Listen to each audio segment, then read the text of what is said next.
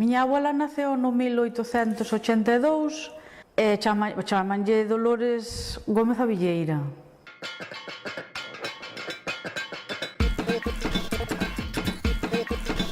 Naceu nunha casa onde, bueno, meu abuelo tamén dicen que estuvo na Guerra de Cuba.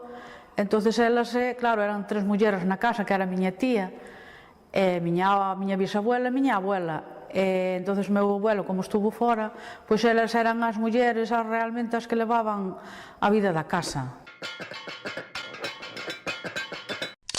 Parece ser que naquela época na América pois era un futuro, non? Que tiñan. Pois aí, ela de principio foi cos papeles de solteira, non? Foi no barco, daquela ir no barco, supoñía ir un mes no barco.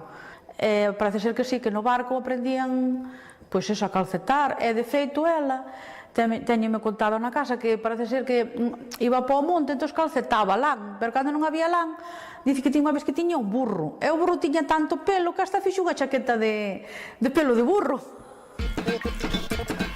Si estuvo en Montevideo, que ao principio creo que estuvo en Montevideo, e traballaba tamén, claro, daquela a xente pois é como agora que viña para traballar no servicio doméstico, pois traballaba na casa pois duns señores que incluso eran emigrantes que parece ser que eran de Ourense, e despois voltou, porque estaba a miña abuela, morrera o meu bisabuela e voltou, e despois foi cando se casouse e tuvo un fillo que sería meu pai, pero tuvo un fillo solo, e daquela época ainda vivía meu bisabuelo, e parece ser que tuveron unha mala relación de parella, e o meu abuelo tuvo que marchar da casa, e quedou ela co neno, mas miña tía.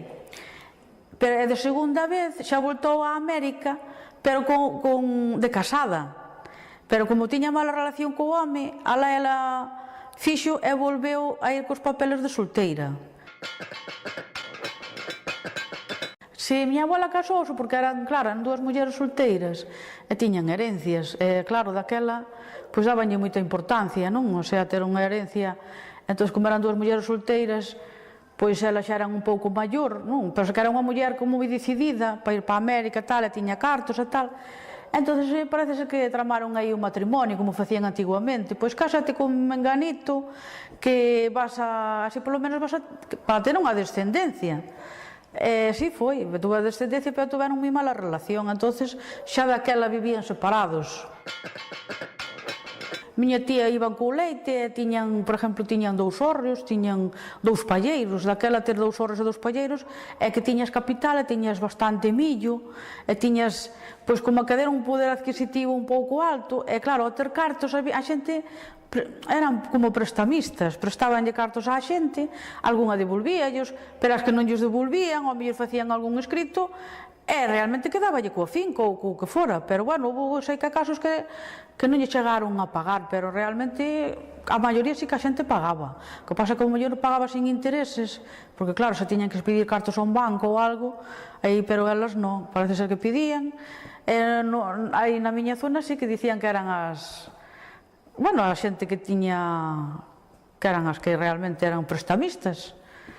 A xente gustaballe moito aforrar, entonces ela era moi aforrichas, e parece ser que collían os cartos e metíanos nunha cabana ou nalgún escondite, e os ratos comían os cartos.